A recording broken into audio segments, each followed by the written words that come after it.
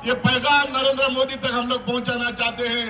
मोदी जी, आप कुछ भी बिल लेके आइए, आप कुछ भी एक्ट लेके आइए, आप कुछ भी कानून लेके आइए, लेकिन एक चीज याद रहिए, ता कयामत तक हम लोग, हमारे मस्जिदें, हमारे दरगाहें, हमारी ईदगाह, हमारे कब्रिस्तान को हिफाजत करना हमें आता है। आप जैसे 10 मोदी आएंगे, 10 मोदी चले जाएंगे, हमारे इदारों को कोई नुकसान नहीं पहुंचा पाएगा। आपका झूठ सुप्रीम कोर्ट ने पर्दाफाश कर दिया। जेपीसी में जो हम लोग सवाल खड़ा किए थे, पार्लियामेंट में, लोकसभा में और राज्यसभा में जो सवाल हम खड़ा किए थे, आप लोगों के पास उनका जवाब नहीं था। लेकिन आज सुप्रीम कोर्ट भी वही सवाल जो हम लोगों ने खड़ा किया था, वही सवाल सुप्रीम कोर्ट भी आपसे पूछ रही है और आपके पास जवाब नहीं है, और इंशाअल्लाह आपके पास जवाब नहीं होगा। और मुझे उम्मीद है इस देश की सुप्रीम कोर्ट से कि हमें जस्टिस मिलेगा, ये हमें न्याय मिलेगा, हमें ये बराबरी का हक मिलेगा। संविधान के खिलाफ जो ये रूल, ये लॉ लाया गया है, इसको वापस सुप्रीम कोर्ट करेगी, ये मुझे यकीन है और मैं उम्मीद करता हूं सुप्रीम कोर्ट ये काम करके रहेगी। लेकिन दोस्तों, हम लोगों को समझना चाहिए किस तरह से ये लोग ये वक्फ बिल झूठ के बुनियाद के ऊपर लेके आए हैं, किस तरह से ये लोगों ने सारे टेलीविजन चैनल्स में, सोशल मीडिया में, हर जगह झूठ फैलाकर वक्फ के खिलाफ, मुस्लिम कम्युनिटी के खिलाफ ये झूठ फैलाकर किस तरह का ये लोग बिल लेके आए हैं। इनका कहना यह है कि मुसलमान कहीं नमाज पढ़ लेता तो वक्फ हो जाती है। इनका कहना यह है कि मुसलमान कहीं किसी जगह पे हाथ रख देता तो यह वक्फ हो जाती है। मैंने इनको पार्लियामेंट में सवाल किया कि हम लोग सड़कों पे नमाज पढ़ते हैं जुमा में या ईदगाह के टाइम पे, ईद के टाइम पे, हम लोग ट्रेन में नमाज पढ़ते हैं, हम लोग एरोप्लेन में नमाज पढ़ते हैं, क्या कभी हम लोगों ने कभी कहा कि एरोप्लेन, ट्रेन और सड़कें जो है वक्त में लिखा दिया जाए? इतना झूठ क्यों बोलते हैं आप लोग? इतना झूठ क्यों बोलते हो? इतना भ्रम क्यों आप फैलाते हो? इस्लाम में एकदम साफ कहा गया है, हिंदू की बात तो छोड़ो, क्रिश्चियन की बात तो छोड़ो, सिख की बात तो छोड़ो, इवन मुसलमान की भी अगर जमीन है, अगर वो वक्फ नहीं करता है, अगर वो जमीन लीगल नहीं है, तो उसको वक्फ में दाखिला नहीं किया जा सकता है। हमारा इस्लाम एकदम साफ कहता है किसी की इलीगल जगह पे वक्फ नहीं किया जा सकता है, हम उसके तहत ही चलते हैं। आप लोगों ने कहा कि वक्फ बोर्ड में तो गैर मुसलमान को डाला जाएगा। हमने पूछा भाई, हिंदुओं के लिए जो कानून बनाया गया है, जो सिखों के लिए कानून बनाया गया है, क्रिश्चियनों के लिए, जैन के लिए, बौद्ध के लिए जो कानून बनाया गया है, उसमें एकदम साफ है कि उसी मजहब के लोग उस कानून में रह सकते हैं, उस बोर्ड में रह सकते हैं। तो हमसे इतना नफरत क्यों हमसे आप इतना जासूसी करना चाहते हो? क्यों आप चाहते हो कि वहां पे नॉन मुस्लिम उसमें रहे, जब हिंदुस्तान का कानून कहता है, जब संविधान कहता है जो मजहब का बोर्ड है उसी मजहब के लोग उसमें रह सकते हैं, तो हमारे से इतना भेदभाव क्यों कर रहे हो आप? उनके पास कोई जवाब नहीं था। वो कह रहे हैं कि मुसलमान दान देना चाहिए, मुसलमान वक्फ करना चाहिए, और वो भी वो मुसलमान जो 5 साल तक जो मुसलमान है और मुसलमान दिखता है। तो हमने इनसे पूछा, भाई मुसलमान क्या दाढ़ी छोड़े, क्या टोपी रखे, क्या 5 टाइम नमाज पढ़े, कौन देखेगा और कौन सर्टिफिकेट देगा? हम लोगों ने पूछा क्या उसमें भी मोदी जी की छाप रहेगी, क्या अलग से मिनिस्ट्री बनाएंगे कि कौन मुसलमान, कौन हिंदू, कौन सिख लेके आपको?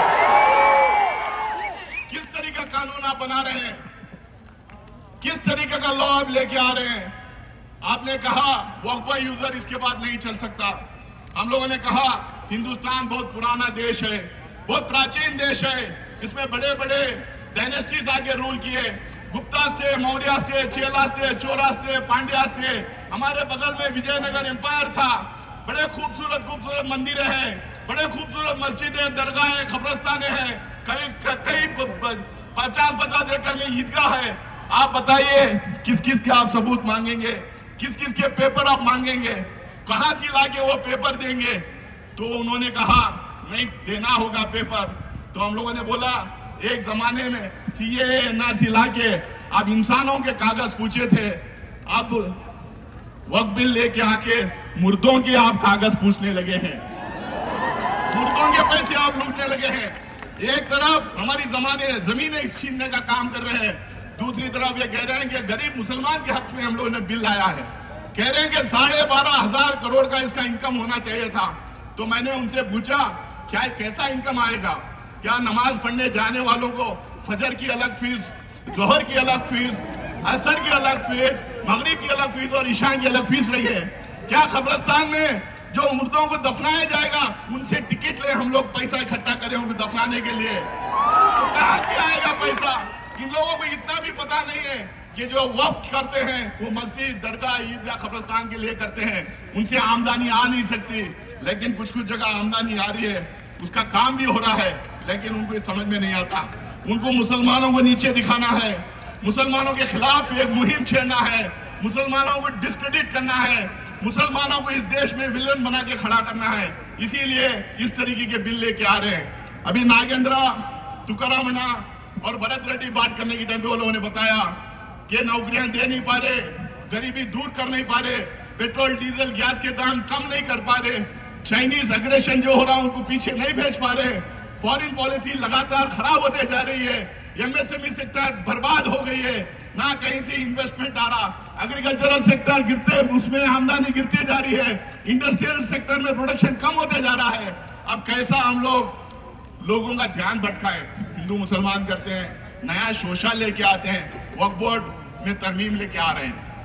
हमने पूछा कि 1995 में जब बिल आई थी आपने क्यों सपोर्ट किया था? 2013 में अमेंडमेंट आए थे, आप क्यों सपोर्ट किया था? अगर ये बिल इतनी ही अनकॉन्स्टिट्यूशनल होती है, अगर है तो उस टाइम पे आपने क्यों सपोर्ट किया था? उनके पास जवाब नहीं।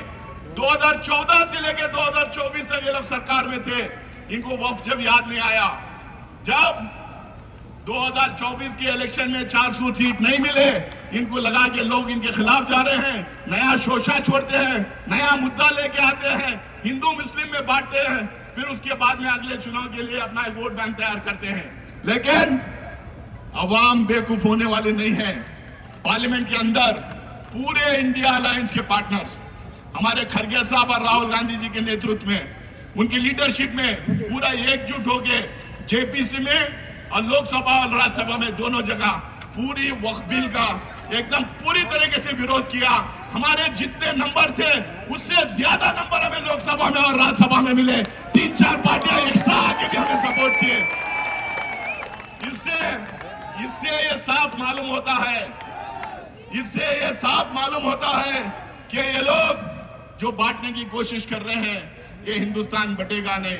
हिंदुस्तान के बहुत सारे पार्टियां जो इंडिया अलायंस में नहीं है, वो भी बाहर निकल के इसका विरोध किए, इसके खिलाफ खड़े रहे। मैं आप लोगों को यकीन दिलाना चाहता हूं, भारतीय जनता पार्टी को महज 34% वोट मिला है, 66% वोट अपोजिशन पार्टीज को मिला है। तो इससे यह दर्शाता है कि हिंदुस्तान में भाजपा, आरएसएस, बीएसपी, बजरंग दल कुछ भी कर ले, लेकिन जब तक हिंदुस्तान में राहुल गांधी जैसे लोग, मल्लिकार्जुन खड़गे साहब जैसे लोग, बाद में तेजस्वी यादव जैसे लोग, स्टालिन जैसे लोग, ये जब तक ये लोग हैं, और हमारे डिस्ट्रिक्ट में तुकारामन्ना जैसे लोग, नागेंद्र जैसे लोग, भरत रेड्डी जैसे लोग, मुंडरगी नागराज जैसे लोग, अल्लम प्रशांत जैसे लोग, मालया जैसे लोग, ऐसे लोग जब तक जिंदा रहेंगे, आप लोग अक़लियतों का, खासकर मुसलमानों का कुछ नहीं बिगाड़ पाएंगे। इन्होंने कहा सारा पावर उठा के डीसी को दे देते हैं। हम बोले हम लोग को कोई प्रॉब्लम नहीं उससे, लेकिन आप ये बता दिए दे रहे हैं क्यों डीसी को? तो इन्होंने कहा अगर कोई अगर कंप्लेंट कर देता है कि फलानी मस्जिद, फलानी दरगाह इलीगल है, तो वक्फ में से हटा देंगे और उसके बाद तहकीकात करते रहेंगे। कितने दिनों तक तहकीकात करते रहेंगे उसका कोई जिक्र नहीं। इनकी मंशा क्या है हम लोगों को समझना चाहिए। ये एप्लीकेशन डलवाएंगे डीसी के पास, वक्फ के लिस्ट में से हटाएंगे, इनके दंगाई जाके कोई एक झंडा वहां गाड़ देंगे, हमारे लोग उनसे भिड़ेंगे, दंगा फसाद होगा और इसका फायदा भारतीय जनता पार्टी को होगा। यही इनकी मंशा है। इनकी मंशा बड़े बड़े जमीनों के ऊपर है। आज ये कह रहे हैं कि दाऊदी बोहरा के लिए अलग हमने वक्फ बनाया, वो कह रहे हैं कि आगा खानी के लिए हमने अलग वक्फ बनाया। आप लोगों को पता होना चाहिए, अंबानी का जो घर है, अंबानी की जो बॉम्बे में इतनी बड़ी बिल्डिंग है, वो दाऊदी बोहरा के वक्फ के ऑर्फनेज की, यतीम खाना की है। अंबानी को बचाने के लिए दाऊदी बोहरा का वक्फ अलग कर दिया इन्होंने। इतने घटिया काम ये देश के प्रधानमंत्री कहते हैं और कह रहे हैं कि हम लोगों ने उनको इंसाफ करके दे दिया। इस तरीके के बहुत सारे प्रोविजन ये बिल में है। लेकिन मैं टाइम ज्यादा नहीं लूंगा, इतना ही आप लोगों से कहूंगा, ये पार्टी दंगाइयों की पार्टी है। ये पार्टी गांव गांव मोहल्ले मोहल्ले में दंगा करवाना चाहती है। इसमें उन्होंने साफ डाला है, वक्फ बाय यूजर में कोई डिस्प्यूटेड प्रॉपर्टी है तो वक्फ बाय यूजर नहीं होगी, कोई सरकारी प्रॉपर्टी होगी तो वक्फ बाय यूजर नहीं होगी। आप लोगों को याद दिलाना चाहता हूं, 1991 में इस देश में प्लेसेस ऑफ वर्शिप एक्ट आया था, उसमें एकदम साफ पार्लियामेंट करके पास कर दी थी कि अयोध्या का मसला छोड़ के हिंदुस्तान में जितने दरगाहें, मस्जिदें, कब्रिस्तान, ईदगाह हैं, जितने मंदिर, चर्च, गुरुद्वारा है, 1947 के टाइम पे वो जो हालात में थे, उनका जो नेचर था वही रहेगा करके बिल पास हुई। इनके लोग सुप्रीम कोर्ट में गए, संभल में दंगा करवाए, उसके बाद सुप्रीम कोर्ट में गए, हमारे एडवोकेट जाके उसके ऊपर स्टे लेके आए। जब इनको पता चला कि 1991 प्लेसेस ऑफ वर्शिप एक्ट को चेंज नहीं कर सकते, इसीलिए उन्होंने वक्फ बाय यूजर में डाल दिया। अगर डिस्प्यूटेड हो तो वक्फ बाय यूजर नहीं हो पाएगा। इसका मतलब आपकी मंशा साफ है, अयोध्या हो गया, काशी, मथुरा, देश के कोने कोने में ये डिस्प्यूट खड़ा करेंगे, दंगा खड़ा करेंगे और वोट बटोरते रहेंगे। तो इसीलिए नौजवान दोस्तों और बुजुर्गों, हम लोगों को सतर्क रहना पड़ेगा, हम लोगों को पहचानना पड़ेगा हमारे दोस्त कौन है, हमारे हमदर्द कौन है, हमारे दुश्मन कौन है। ये जो मीठी मीठी बात करते हैं, एक तरफ कहते हैं कि हम तुम्हारे साथ में हैं, गले मिलते हैं, पीछे से जो छुरा मारने वाली भारतीय जनता पार्टी है, इसको पहचानना पड़ेगा। हमारी बल्लारी की एक मैं मिसाल आपको देता हूं, यहाँ पे अवम भाई के पास 115 एकड़ जमीन, वो जमीन पिंजा राजपूत की जमीन है। यहाँ पे कुछ ताकतें ऐसे हैं, हमारे ही लोगों को यूज करके उसमें जाके ट्राइब्यूनल में अपने नाम पे करवा लेते हैं। 115 एकड़ जमीन, करीब 400-500 करोड़ रुपए की जमीन है, वो ले जाके अपने इसमें करवा लेते हैं। बाद में डिस्ट्रिक्ट कोर्ट में उनके तरफ होता है, हाई कोर्ट में उनके तरफ होता है।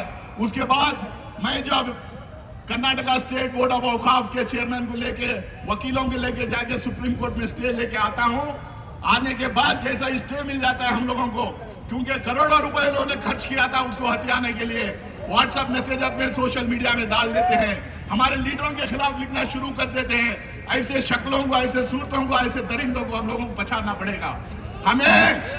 हमें बहादुर लोग चाहिए, कायर दलाल नहीं चाहिए जो सोशल मीडिया के तहत हमारे ऊपर वार करते हैं। हम लोग जिंदा कौम हैं, हम सर अपना कटा सकते हैं, सर झुका नहीं सकते, बिल्कुल सर झुका नहीं सकते।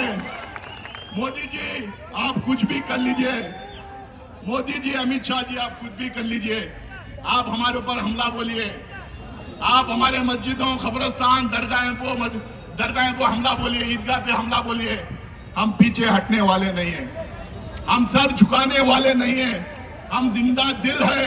हमारे इमारतों को, हमारे इदारों को की हिफाजत करना हमें आता है। हमारे नौजवान आजादी के आंदोलन के टाइम पे अपने सर कटाए थे और दोबारा कटाना है अपना सर, तो कटाने के लिए नहीं, लेकिन झुकेंगे नहीं हम कभी। इतना ही बोल के आप तमाम लोग यहाँ पे इकट्ठा हुए, मुझे उम्मीद है सुप्रीम कोर्ट से हमें रिलीफ मिलेगा। हमारे बहुत सारे लॉयर्स लड़ रहे हैं और बहुत सारे जो लॉयर्स लड़ रहे हैं उनके लिए मैं इंटर्न्स लगा रखा हूं, रिसर्च टीम लगा रखा हूं और पूरे हमारे लॉयर्स में डट के खड़े हुए हैं। जो सवाल हमने पूछे थे वही सवाल वहां पे पूछे जा रहे हैं, जवाब नहीं मिल रहा है। मुझे उम्मीद है कि सुप्रीम कोर्ट इस बिल को वापस करेगी, नहीं तो रोक लगाएगी।